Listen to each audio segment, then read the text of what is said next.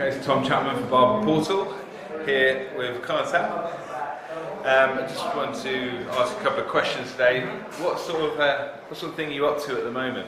The last couple of years, it's been a hectic couple of years for me. When I left school, I went to university, and it wasn't for me. Okay, so I didn't really know what direction I wanted to go. So I decided at that stage I was kind of messing about with hair and doing my friends' hair and stuff. So I decided to drop out of university and kind of give hair a proper go and invest in some tools and get some more friends in and push myself. So for 2.5 years after that, I worked with Ryan Cullen. I'm sure everybody knows. Yeah, Ryan, we spoke to him earlier on. In his shop in Northern Ireland, and then about 7 months ago I left Ryan's shop and I moved to a shop down in Dublin called the Barber shop, it's under the Ink Factory, so it's a tattoo studio, piercing studio, and then a barber shop as well. Yeah. I left there just at Christmas, so now I'm trying to figure out whether I want to move away or if I want to settle somewhere. I'm kind of just doing some education with Gary and Ryan, so yeah. You've got a lot of opportunities though from your journey in the last couple of years. You've got the world's your oyster. You've got a lot of opportunities. It's amazing, I can't thank the likes of Gary and everybody for giving me. Well, Gary's done a lot for the industry. He's done a lot for barbering by making it real rather than being normal sort of like conference style stuff, and making it something that it's more like a concert. It's more like a rock gig. Do you know what I mean? People come and have fun. It's become such a subculture, really. Hasn't it? It's not just going to work and coming home. There's all these events, social media. You've got friends all over the world through the job. So it's really great at the moment. It's at an all-time high. Yeah, I think it's going to keep going as well, mate. It's just going to keep growing, It's fantastic. So, what's your hello? It's 360. You can't escape. So what's your favourite tool? To use? It can be anything, but any tool that you use. I don't know whether I have a specific favourite tool. You see people giving out a lot about the likes of thin incisions and stuff like that. But every tool has a purpose. Every tool was made for a reason. So if used correctly in the right manner, it's effective. Personally, my favourite kind of haircuts to do and stuff, it's very different to what I do most of. I do obviously a lot of skin fades and stuff like that, but I really enjoy just using a scissor and a comb. Really hair cutting in its most organic, raw form. So I like to really just be able to sculpt and create something, create shapes and build weight. So I'd say scissors probably. I think that's something as like a hairdressing background. It's like Tony and Guy and myself. You weren't allowed clippers in. You weren't allowed them. It was all scissor over comb. I suppose being with Ryan as well, his hairdressing background. I suppose that's probably helped you with your scissor work, scissor control. And you've done seen with Andy does hair. And he does a lot about he's about styling and creating texture and all of that. So you're in it. It's cool. It's fine. It's cool. You're up next, anyway. So obviously influences and I think, like I said on stage, and Kevin Dutchman had mentioned it as well. It's the amalgamation of hairdressing and barbering. It's so relevant at the minute. Everybody's kind of working with fades and sharp lines, complemented with more soft flowing tops, and really focusing on.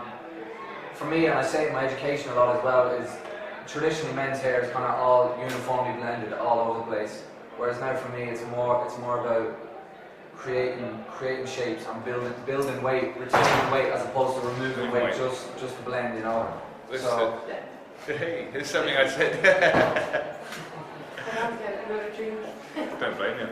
It's I was talking about earlier on as well about sort of understanding shapes and building shape, removing weight, building up weight and then using that and being very visual. It's a very aesthetic thing. It's an artistic job. We're all creative, artistic people, and so I think that really comes through in everybody's work. So it's great. Yeah. Have you got favourite products that you like to work with or finish off? Yeah, kind of a lot of what you'll see on my Instagram and stuff, and what I do mostly is kind of more natural, dry kind of finishes. So I would opt for the likes of Mac Clays. I'm a big fan of Osis, the texturizing. The session label when it's a black tub, it's a little bit lighter than the red tub.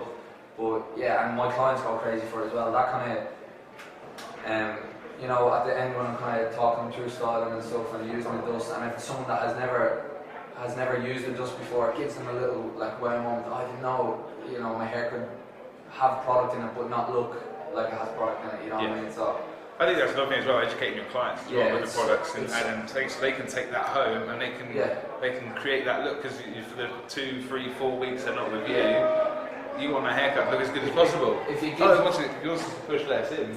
If you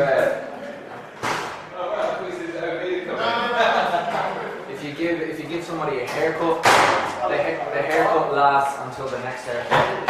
If you show them how to style the hair, that lasts forever. I can remember, I can remember when I was younger, someone saying to me at Tony and Guy, they were walking business cards. That person leaves the shop.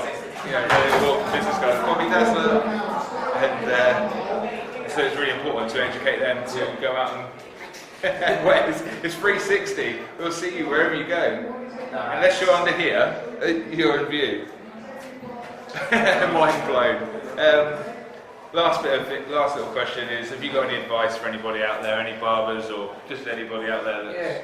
What I kind of would try and push on is get your name out there. So post on social media, not necessarily to get loads of followers and that kind of thing, but to kind of as a portfolio for your clients, and to kind of have a look at your own development over time, be able to look back and see how far you come. I remember at one stage, kind of when I started working with Ryan and started kind of getting the hang of things, I went back and deleted all my haircuts from, you know, when I first started, when I was doing bad haircuts, but I was putting them all up, and I really, really regret that now, because I would have liked to be able to look back and show kind of, say when I'm teaching and stuff, show people that, you know, we weren't good straight away, you know what I mean? That happens, it takes time, and for me, honestly, I feel like I'm only at the peak of knowledge, of understanding hair.